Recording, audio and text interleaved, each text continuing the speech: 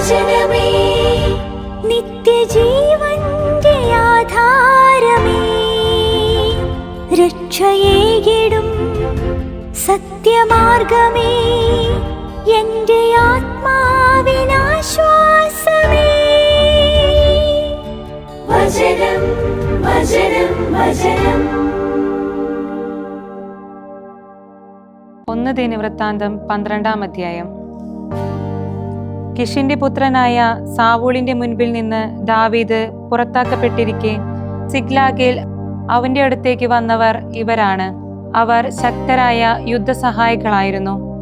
ഇടതുനിന്നും വലതുനിന്നും കല്ലുകൾ കൊണ്ടും അമ്പുകൾ കൊണ്ടും വില്ലു കുലച്ചിരുന്ന വില്ലാളികളായ അവർ ബെഞ്ചമിനിൽ നിന്നുള്ള സാവൂളിന്റെ ചാർച്ചക്കാരായിരുന്നു.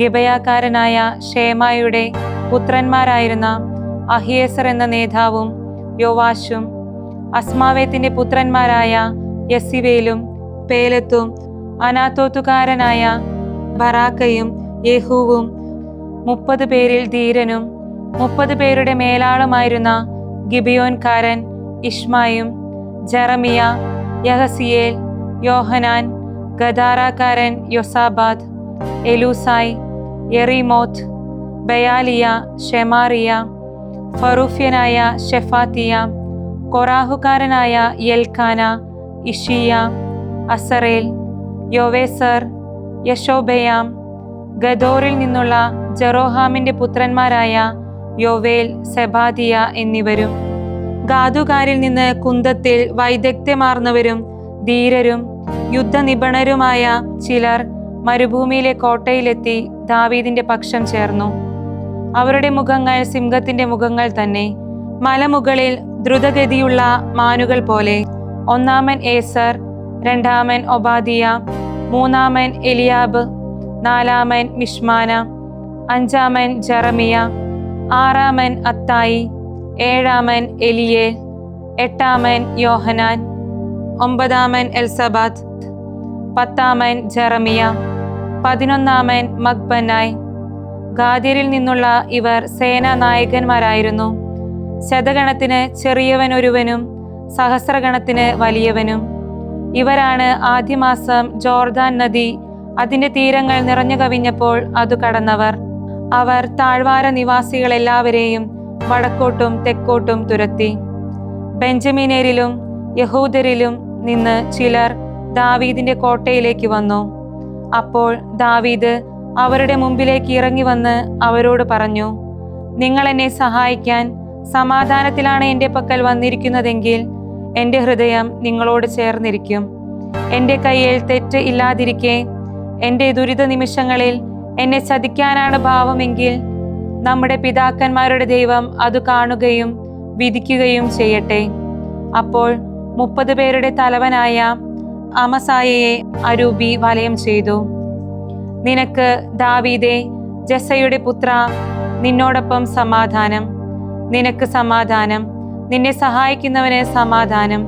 നിന്റെ ദൈവമാണല്ലോ നിന്നെ സഹായിക്കുന്നത്. ദാവീദ് അവരെ സ്വീകരിക്കുകയും പടത്തലവന്മാരായി നിയമിക്കുകയും ചെയ്തു.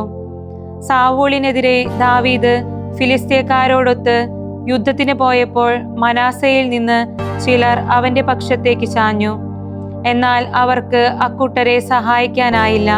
കാരണം ഫിലിസ്ത്യ പ്രഭുക്കന്മാർ ആലോചിച്ചിട്ട് നമ്മുടെ അപകടങ്ങളിൽ അവൻ തന്റെ യജമാനനായ സാവൂളിന്റെ പക്ഷത്തേക്ക് ചായുമെന്ന് പറഞ്ഞ് അവനെ തിരിച്ചയച്ചു. അവൻ സിഗ്ലാഗിലേക്ക് പോയപ്പോൾ മനാസയിൽ നിന്ന് ചിലർ അവന്റെ പക്ഷത്തേക്ക് ചാഞ്ഞു.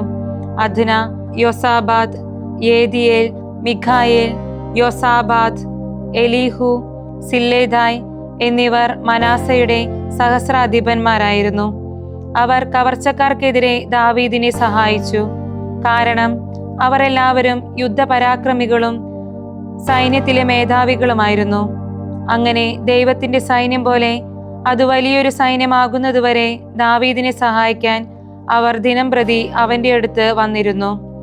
കർത്താവിന്റെ വാക്കനുസരിച്ച് ഹെബ്രോണിൽ സാവൂളിന്റെ ഭവനം ദാവീദിന് നൽകാൻ അവന്റെ അടുത്ത് വന്ന സൈന്യഗണങ്ങളുടെ തലവന്മാരുടെ എണ്ണം ഇതാണ്. യുദ്ധസജ്ജരായി പരിചയും കുന്തവും ധരിക്കുന്ന യഹൂദ്യർ 6800. ശിമയോന്യരിൽ നിന്ന് സൈന്യത്തിന് യുദ്ധവീരന്മാർ 7100, ലേവ്യരിൽ നിന്ന് 4600. അഹറോനു വേണ്ടി നേതാവായിരുന്ന യഹോയാദയും അവന്റെ കൂടെയുണ്ടായിരുന്നവരും 3700. യുവാവായ യുദ്ധവീരൻ സാദോക്കും അവന്റെ പിതൃഭവന നായകന്മാരും 22. ബെഞ്ചമിനിൽ നിന്ന് സാവൂളിന്റെ ചാർച്ചക്കാർ 3000. അവരിൽ ഭൂരിഭാഗവും ഇതുവരെ സാവൂൾ കുടുംബത്തിന്റെ വിശ്വസ്തരായ സംരക്ഷകരായിരുന്നു. എഫ്രായിമ്യരിൽ നിന്ന് യുദ്ധവീരന്മാരും തങ്ങളുടെ പിതൃഭവനങ്ങളിൽ പേരു കേട്ടവരുമായവരും 20800. മനാസയുടെ ഗോത്രപാതിയിൽ നിന്ന് ദാവീദിനെ രാജാവാക്കാൻ പോകുന്നതിന് പേരു നിർണയിക്കപ്പെട്ടവർ 18000. ഇസാക്കരിൽ നിന്നും കാലാനുസൃതമായി ഇസ്രായേൽ എന്തു ചെയ്യണമെന്നറിയുന്നതിന് ഉൾക്കാഴ്ചയുള്ള 200 നായകന്മാരും അവരുടെ ആജ്ഞാനുവർത്തികളായ മുഴുവൻ ചാർച്ചക്കാരും. എല്ലാ ആയുധങ്ങളോടും കൂടി ഏകമനസ്സായി പടയൊരുക്കത്തോടെ സെബുലൂനിൽ നിന്ന് യുദ്ധത്തിനിറങ്ങിയ സൈന്യം 50,000 പേർ. നഫ്താലിയിൽ നിന്ന് 1000 നേതാക്കന്മാരും അവരോടുകൂടെ പരിചയും കുന്തവുമായി 37,000 പേരും. ദാൻകാരിൽ നിന്ന് യുദ്ധസജ്ജരായ 28,600 പേർ. യുദ്ധത്തിന് സജ്ജരാകുന്നതിന് ആഷേറിൽ നിന്ന് പുറപ്പെട്ട സൈന്യം 40,000 പേർ. സൈന്യത്തിന്റെ സർവായുധങ്ങളുമോടെ യുദ്ധത്തിനായി ജോർദാന്റെ മറുകരയിൽ നിന്ന് റൂബൻകാരും ഗാദുകാരും മനാസയുടെ ഗോത്രപാതിയിൽ നിന്നുള്ളവരുമായി 1,20,000 പേർ. ദാവീദിനെ ഇസ്രായേൽ മുഴുവനും മേൽ രാജാവാക്കാൻ ഈ യോദ്ധാക്കളെല്ലാം പൂർണ്ണ മനസ്സോടെ അണിനിരന്ന് ഹെബ്രോണിലേക്ക് വന്നു. ശേഷിച്ച ഇസ്രായേൽക്കാരെല്ലാം ദാവീദിനെ രാജാവാക്കാൻ ഏകമനസ്കരുമായിരുന്നു. അവർ ദാവീദിന്റെ കൂടെ തിന്നും കുടിച്ചും 3 ദിവസം അവിടെയായിരുന്നു. അവരുടെ സഹോദരന്മാർ അവർക്കു വേണ്ടത് തയ്യാറാക്കിയിരുന്നു. അവരുടെ അടുത്തുള്ളവർ ഇസാക്കറും സെബുലൂനും നഫ്താലിയും പോലും അവർക്ക് കഴുതകൾ, ഒട്ടകങ്ങൾ, കോവർ കഴുതകൾ, കാളകൾ എന്നിവയുടെ പുറത്ത് ഭക്ഷണം, മാവ്, അത്തിയടകൾ, മുന്തിരിയടകൾ, വീഞ്ഞ്, എണ്ണ, കാളകൾ, ആടുകൾ എന്നിവ ധാരാളമായി കൊണ്ടുവന്നു. കാരണം ഇസ്രായേൽ ആഹ്ലാദത്തിലായിരുന്നു. 1 ദിനവൃത്താന്തം 13-ാം അധ്യായം. ദാവീദ് സഹസ്രാധിപന്മാരോടും ശതാധിപന്മാരോടും എല്ലാ നേതാക്കന്മാരോടും ആലോചന നടത്തി. ദാവീദ് ഇസ്രായേൽ സംഘം മുഴുവനോടും പറഞ്ഞു, നിങ്ങൾക്ക് ഉചിതവും നമ്മുടെ ദൈവമായ കർത്താവിന് ഹിതകരവുമെങ്കിൽ നമുക്ക് ഇസ്രായേൽ ദേശത്തെങ്ങും ബാക്കിയുള്ള നമ്മുടെ സഹോദരന്മാരെയും അവരോടൊപ്പം അവരുടെ മേച്ചിൽ സ്ഥലങ്ങളോട് ചേർന്ന പട്ടണങ്ങളിൽ പാർക്കുന്ന പുരോഹിതന്മാരെയും ലേവായരെയും നമ്മുടെ അടുത്ത് ഒരുമിച്ചു ചേരുന്നതിന് ആളയക്കുകയും നമ്മുടെ ദൈവത്തിന്റെ പേടകം നമ്മുടെ പക്കൽ തിരിച്ചെത്തിക്കുകയും ചെയ്യാം. കാരണം സാവൂളിന്റെ കാലത്ത് നാം അതിനെ പരിഗണിച്ചിരുന്നില്ല. ജനം മുഴുവന്റെയും ദൃഷ്ടികളിൽ ഇക്കാര്യം ശരിയെന്ന് തോന്നിയതിനാൽ അങ്ങനെ ചെയ്യാമെന്ന് സംഘം മുഴുവനും പറഞ്ഞു. ദൈവത്തിന്റെ പേടകം കിരിയാത്ത് യയാറീമിൽ നിന്ന് കൊണ്ടുവരുന്നതിന് ഈജിപ്തിലെ ഷിഹോർ മുതൽ ഹമാത്ത് കവാടം വരെയുള്ള ഇസ്രായേൽ മുഴുവനെയും ദാവീദ് ഒരുമിച്ച് കൂട്ടി. കെരൂബുകളിൽ വസിക്കുന്ന ദൈവമായ കർത്താവിന്റെ നാമം ധരിക്കുന്ന പേടകം അവിടെ നിന്നും എടുത്തുകൊണ്ടുവരുന്നതിന് ദാവീദും ഇസ്രായേൽ മുഴുവനും യൂദായിലെ കിരിയാത്ത് യയാറീമിലേക്ക് ബാലായിലേക്ക് ചെന്നു. അവർ ദൈവത്തിന്റെ പേടകം അബിനാദാബിന്റെ വീട്ടിൽ നിന്ന് ഒരു പുതിയ വണ്ടിയിൽ കയറ്റി യാത്രയായി. ഉസായും അഹിയോവും വണ്ടി തെളിച്ചിരുന്നു. ദാവീദും ഇസ്രായേൽ മുഴുവനും കിന്നരം, വീണ, തപ്പ്, കൈത്താളം, കാഹളം എന്നിവ ഉപയോഗിച്ച് സർവശക്തിയോടും കൂടെ ദൈവസന്നിധിയിൽ ആനന്ദിച്ച് ആർത്തുപാടി. അവർ കീദോൺ കളത്തിലെത്തിയപ്പോൾ കാളയുടെ കാലിടറിയതിനാൽ പേടകം താങ്ങാൻ ഉസാ തന്റെ കൈ നീട്ടി. കർത്താവിന്റെ കോപം ഉസായ്ക്കെതിരെ ജ്വലിച്ചു. പേടകത്തിനു മേൽ അവൻ കൈ നീട്ടിയതിനാൽ അവിടുന്ന് അവനെ വധിച്ചു. ദൈവത്തിന്റെ മുൻപിൽ അവിടെ അവൻ മരിച്ചു വീണു. ഉസായ്ക്കെതിരെ കർത്താവ് ശിക്ഷ നടത്തിയതിനാൽ ദാവീദ് കുപിതനായി. ആ സ്ഥലത്തെ അവൻ പേരസ് ഉസ എന്ന് വിളിച്ചു. ഇന്നും അങ്ങനെ തന്നെ. ആ ദിവസം ദാവീദ് ദൈവത്തെ ഭയപ്പെട്ട് ഇപ്രകാരം പറഞ്ഞു: ദൈവത്തിന്റെ പേടകം എന്റെ അടുക്കലേക്ക് കൊണ്ടുവരാൻ എനിക്ക് എങ്ങനെ കഴിയും? അതുകൊണ്ട് ദാവീദ് പേടകം തന്റെ പക്കലേക്ക് ദാവീദിന്റെ നഗരത്തിലേക്ക് കൊണ്ടുപോയില്ല. അവർ അതിനെ ഗിത്തുകാരനായ ഓബദ്-ഏദോമിന്റെ ഭവനത്തിലേക്ക്. ദൈവത്തിന്റെ പേടകം 3 മാസം ഓബദ്-ഏദോമിന്റെ കുടുംബത്തോടൊപ്പം അവന്റെ വീട്ടിലായിരുന്നു. കർത്താവ് ഓബദ്-ഏദോമിന്റെ കുടുംബത്തെയും അവനുണ്ടായിരുന്ന സകലതിനെയും അനുഗ്രഹിച്ചു. ഏശയ്യാ പ്രവാചകന്റെ പുസ്തകം 43-ാം അധ്യായം. യാക്കോബേ, നിന്നെ സൃഷ്ടിക്കുകയും ഇസ്രായേലെ നിന്നെ രൂപപ്പെടുത്തുകയും ചെയ്ത കർത്താവ് ഇപ്പോൾ ഇങ്ങനെ അരുൾ ചെയ്യുന്നു: ഭയപ്പെടേണ്ട, കാരണം ഞാൻ നിന്നെ വീണ്ടെടുത്തിരിക്കുന്നു. നിന്നെ പേര് ചൊല്ലി വിളിച്ചിരിക്കുന്നു. നീ എന്റേതാണ്. സമുദ്രത്തിലൂടെ കടന്നു പോകുമ്പോൾ ഞാൻ നിന്നോട് കൂടെ ഉണ്ടായിരിക്കും. നദികളിലൂടെയെങ്കിൽ അവ നിന്നെ മുക്കിക്കളയുകയില്ല. അഗ്നിയിലൂടെ നടന്നാൽ നിനക്ക് പൊള്ളലേൽക്കുകയില്ല. ജ്വാല നിന്നെ ദഹിപ്പിക്കുകയില്ല. കാരണം ഞാൻ നിന്റെ ദൈവമായ കർത്താവാണ്. ഇസ്രായേലിന്റെ പരിശുദ്ധൻ നിന്റെ രക്ഷകനാണ്. നിന്റെ മോചനദ്രവ്യമായി ഈജിപ്തും നിനക്ക് പകരമായി എത്യോപ്യയും സേബായും ഞാൻ കൊടുത്തു. എന്റെ ദൃഷ്ടികളിൽ നീ വിലപ്പെട്ടവനാകയാൽ നീ ബഹുമാന്യനാണ്. ഞാൻ നിന്നെ സ്നേഹിക്കുന്നു. നിനക്ക് പകരമായി മനുഷ്യനെയും നിന്റെ ജീവന് പകരമായി ജനപദങ്ങളെയും ഞാൻ നൽകുന്നു. ഭയപ്പെടേണ്ട, ഞാൻ നിന്നോട് കൂടെയുണ്ട്. കിഴക്കുനിന്ന് നിന്റെ സന്തതിയെ ഞാൻ കൊണ്ടുവരും. പടിഞ്ഞാറ് നിന്ന് നിന്നെ ഒരുമിച്ച് കൂട്ടും. വടക്കിനോട് വിട്ടുകൊടുക്കുകയെന്നും തെക്കിനോട് തടയരുത് എന്നും ഞാൻ കൽപ്പിക്കും. ദൂരത്തു നിന്ന് എൻ്റെ പുത്രന്മാരെയും ഭൂമിയുടെ അതിർത്തികളിൽ നിന്ന് എൻ്റെ പുത്രിമാരെയും കൊണ്ടുവരുവേൻ. എൻ്റെ നാമത്തിൽ അറിയപ്പെടുന്നവരെയും എൻ്റെ മഹത്വത്തിനായി ഞാൻ സൃഷ്ടിച്ചവരെയും ഞാൻ രൂപപ്പെടുത്തി ഉരുവാക്കിയ എല്ലാവരെയും തന്നെ. കണ്ണുകളുണ്ടായിട്ടും കുരുടന്മാരും ചെവികളുണ്ടായിട്ടും ചെകിടന്മാരുമായിരിക്കുന്ന ജനത്തെ കൊണ്ടുവരുവേൻ. എല്ലാ ജനതകളും ഒരുമിച്ച് കൂടട്ടെ. എല്ലാ ജനപദങ്ങളും ഒന്നു ചേരട്ടെ. അവരിൽ ആർക്ക് ഇത് പ്രഖ്യാപിക്കാനും മുൻകാര്യങ്ങൾ നമുക്ക് വെളിപ്പെടുത്താനും കഴിയും?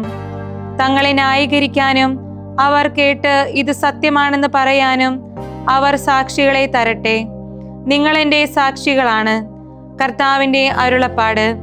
എന്നെ അറിഞ്ഞു വിശ്വസിക്കാനും ഞാനാണ് അവനെന്ന് ഗ്രഹിക്കാനും ഞാൻ തിരഞ്ഞെടുത്ത എൻ്റെ ദാസൻ.